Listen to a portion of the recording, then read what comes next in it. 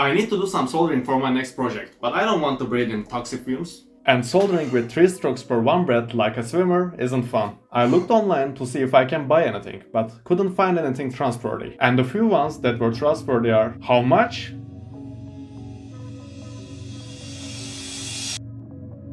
18,000 liras. 24,000 liras. Keep in mind, the minimum wage here is 17,000 liras. These are too expensive, I have to build my own. First, I looked at other DIY solutions to see if there is anything that I can build with stuff I already have. I found that generally there is two types of designs. In the first design, fumes are sucked up with a fan and filtered with a HEPA or an active carbon filter and circulated back to the room. In the second type, again the fumes are sucked up, but then they are thrown outside with a hose. For me, the second design will work better, and there is 4 reasons why that's the case. First one is, I don't know much about air filtering, and I don't have any equipment beside my nose to see if the filter works.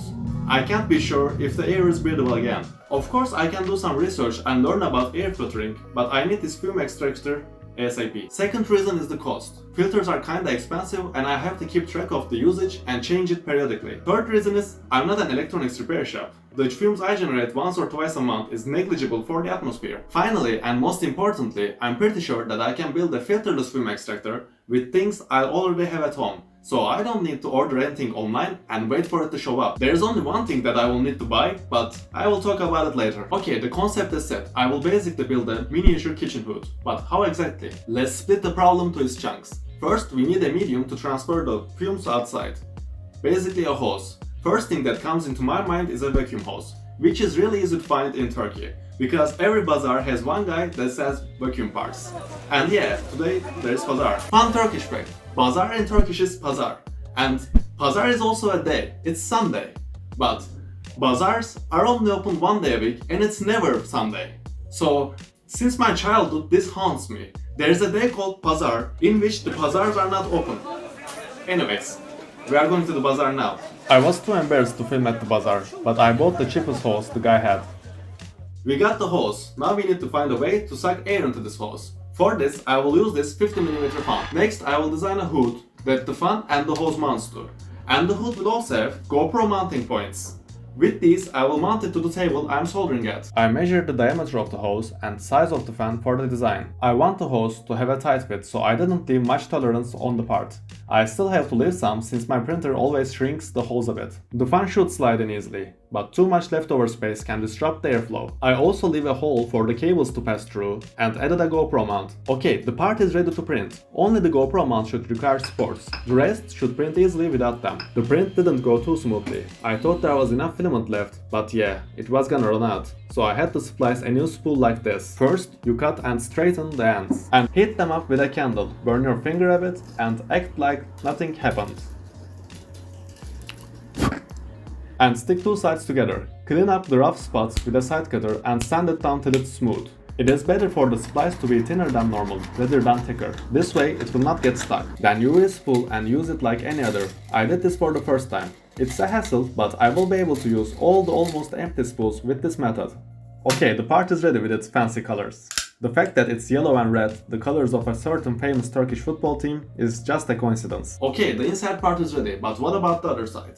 I want to be able to mount it to the other side of the window. To do this, I was going to design clamps like this, but then I remembered. I have many of these suction cups left from another project. The part I will design will use 4 of these bad boys, and the hole for the hose will be bigger, so it can rotate freely inside. But it won't be able to slip out because there is a plastic piece on the tip of the hose. This part is quite easy and doesn't take too long to design. The print also went smoothly this time. I can now assemble the fume extractor, starting with the suction cups. I use the included hooks as pins to fix them in place. Looks alright. Next, I can put the fan in place, cause the hole I left doesn't go all the way up, so the fan can't slide through without ripping the cables apart. Speedrunning the design at 2 AM has its downsides. Nothing that can't be solved with some snips. If you want the print your own, I already fixed this problem. By the way, the link to the free STL files is below in the description. To power the fan, I use thermal to barrel jack adapter. I'm hot gluing it to the hood. I could have made it so it fits into the part, but this way it's more flexible. If someone else wants to power it with a battery or USB, now they can. Next, I slide the hose through the suction cup piece, then I fit the hood. Can it blow out the very candle that helped its own creation? yet can. At first, my plan was to stick this with double-sided tape to the table. But then I can change its place or remove it when it's not in use. So I decided that more suction cups is the solution. I steal the base from the other suction cup piece and replace the hose part with GoPro mounts. Yeah, this is the Ender 333 V3. It prints this fast with no camera effects. Let's assemble this for the last time. You can find the snake piece easily, just search GoPro extension or whatever. Okay, another problem. Testing the suction cups on the table that I intend to use them on never crossed my mind. Worked just fine in the other table where I do the designs. No problem, I can just use this chessboard. Let's give it a try. This fume extractor sucks, and this might be one of the only things that's a good thing. You can still smell the solder a bit, but more airflow than this will certainly result in cold solder joints. I don't like soldering that much, but I have no excuses left not to do it. If you're thinking about building your own fume extractor, check the printables link below. If you enjoyed the video, please consider liking and subscribing. See you in the next project. And also, comment below if you want to see the bazaar next time.